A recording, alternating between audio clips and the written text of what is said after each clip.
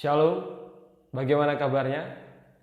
Saya percaya dalam kondisi apapun, selama kita tetap terus berharap kepada Tuhan, percayalah Tuhan akan selalu memberikan pengharapan, kekuatan yang baru.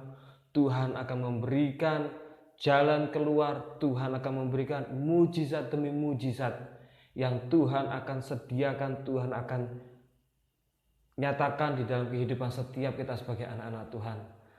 So, saya hanya mau berkata kepada setiap kita semuanya, tetap tambatkan iman kita hanya kepada Tuhan. Saudara, pada saat ini saya ingin mengajak setiap kita untuk kembali kita belajar bersama-sama melalui kebenaran firman Tuhan. Dan saat ini kita akan belajar tentang sebuah sharing firman Tuhan yang saya percaya ini akan memberkati setiap kita semuanya. Mari kita buka dari Alkitab kita, dari Injil Matius pasal yang ke-14 ayat yang ke-13 sampai dengan ke-14, saudara.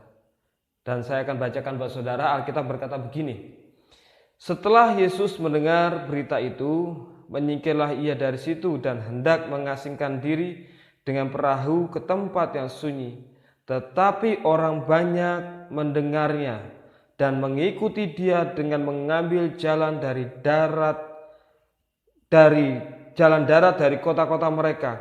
Ketika Yesus mendarat, ia melihat orang banyak yang besar jumlahnya, maka tergeraklah hatinya oleh belas kasihan kepada mereka, dan ia menyembuhkan mereka yang sakit. Nah, saudara, kalau saudara baca tentang perikop ini, saudara akan menemukan sebuah kisah yang sering kali ketika kita kecil, bahkan sampai saat ini kita mendengar kisah tentang cerita ini, yaitu dari perikop ini lanjutannya bercerita tentang ketika Yesus memberi makan 5.000 orang. Nah, saudara, dan sisa 12 bakul. Nah, saudara, ini merupakan sebuah kisah yang bukan kisah yang baru bagi kita semuanya, dan saya sangat percaya itu. Tetapi beberapa hari ini, kalau saya boleh jujur, saya sangat teringat akan kisah ini. Bukan tentang ketika Yesus memberi makan 5.000 orang, tetapi di ayat yang ke-13 Alkitab berkata begini: Setelah Yesus mendengar berita itu, menyingkirlah ia dari situ dan hendak mengasingkan diri dengan perahu ke tempat yang sunyi. Alkitab berkata di ayat yang ke-13 dikatakan setelah Yesus mendengar berita itu, menyingkirlah ia dari situ. Nah, yang menjadi pertanyaan, berita apa yang Yesus dengar, saudara? Berita apa yang Yesus dengar langsung sampai ke telinganya Yesus? Sampai akhirnya dia memutuskan, setelah Yesus mendengar berita itu, Yesus memutuskan untuk mengasingkan diri ke sebuah tempat yang sunyi. Dan secara sisi manusianya Yesus tidak ingin diganggu oleh siapapun. Yesus ingin mengasingkan diri di tempat yang sunyi. Yang menjadi pertanyaan, berita tentang apa? Nah, saudara, kalau saudara baca di perikop sebelumnya di pasal yang ke-14, tetap pasal yang sama, tetapi dimulai dari ayat yang pertama sampai dengan ke-12, saudara akan menemukan bahwa Yohanes Pembaptis itu dibunuh oleh Herodes. Nah, saudara, siapa Yohanes Pembaptis, saudara? Yohanes Pembaptis itu adalah sanak famili atau sepupu daripada Tuhan Yesus ketika Tuhan Yesus ada di dunia ini. Nah, berita inilah yang akhirnya didengar oleh Tuhan Yesus. Yesus mendengar bahwa Yohanes Pembaptis, saudara sepupunya, saudara terdekatnya, itu dibunuh oleh Herodes. Yesus kehilangan seorang kerabat yang dekat. Dan secara sisi manusianya, Yesus merasa sedih. Ingat, Yesus itu ketika dia ada di dunia ini, Yesus itu 100% manusia. Tetapi jangan lupa, dia juga 100% Tuhan, saudara. Tetapi ketika dia mendengar berita tentang Yohanes Pembaptis yang mati, dipenggal kepalanya oleh Herodes, itu membuat hatinya Yesus sedih. Membuat hatinya Yesus syok, kaget, terkejut. Dan ini yang membuat dia harus mencari tempat yang tenang untuk mencoba untuk menenangkan diri, mencari tempat yang sunyi, mencoba untuk menguatkan dirinya. Tetapi Alkitab berkata, saudara, ketika Yesus mencoba untuk mencari tempat yang tenang, Yesus mencoba untuk mencari tempat yang sunyi supaya dia bisa menenangkan hatinya, ternyata apa yang dia temukan itu berbeda. Dia memang menemukan sebuah tempat yang tenang, tempat yang sunyi untuk dia bisa merefresh jiwanya, merefresh hatinya.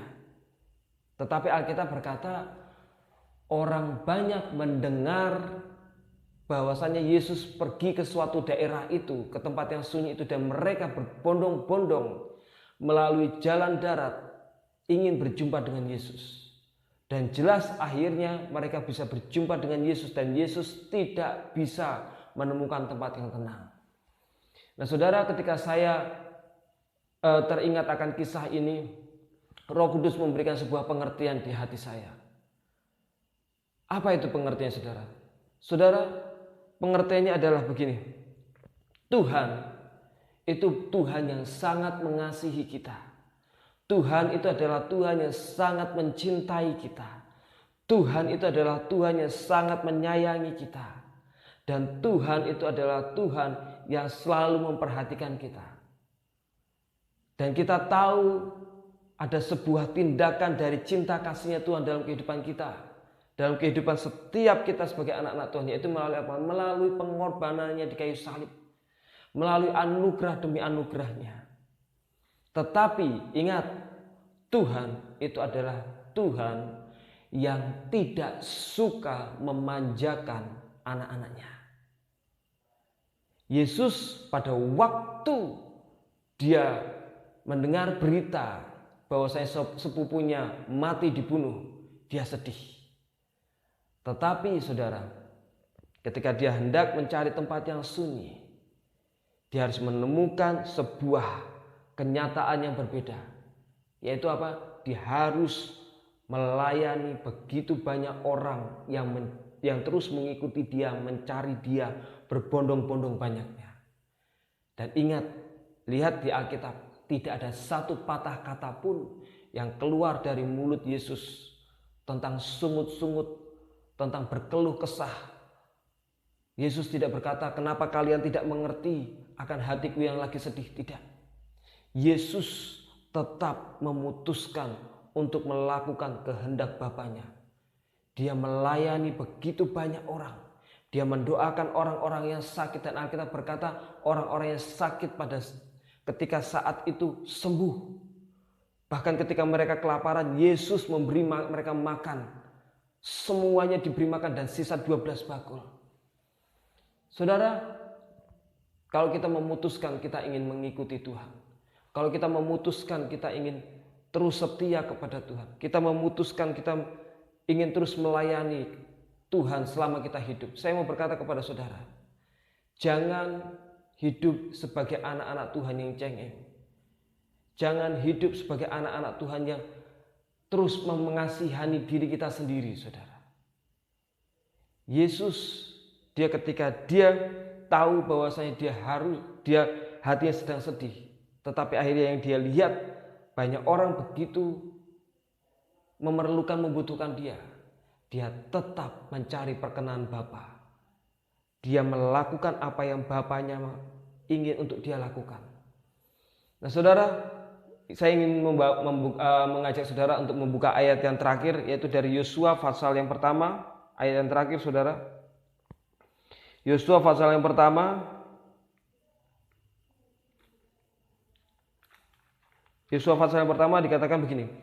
Sesudah Musa hamba Tuhan itu mati, berfirmanlah Tuhan kepada Yosua bin Nun abdi Musa itu, demikian hambaku Musa telah mati, Sebab itu bersiaplah sekarang, seberangilah sungai Yordan ini, engkau dan seluruh bangsa ini menuju negeri yang akan kuberikan kepada mereka, kepada orang Israel itu.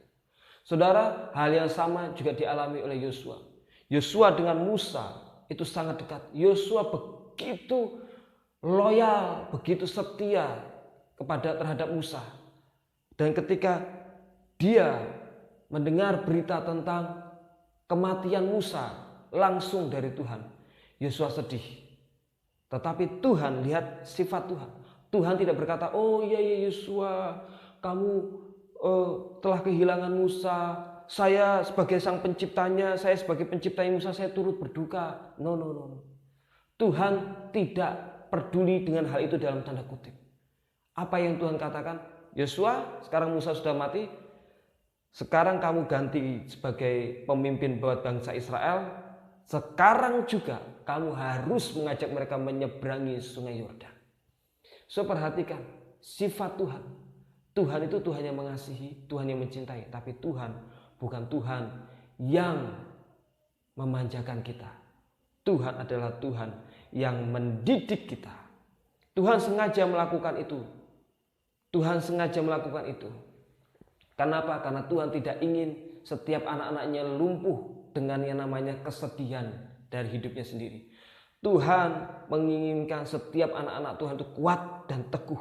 Apapun yang mereka hadapi, apapun yang kita hadapi, kita harus tetap berjalan, kita harus tetap mengejar Tuhan, kita harus tetap yang namanya menjadi berkat, menjadi jawaban bagi setiap orang-orang di luar sana. Kita harus tetap melakukan bagian kita.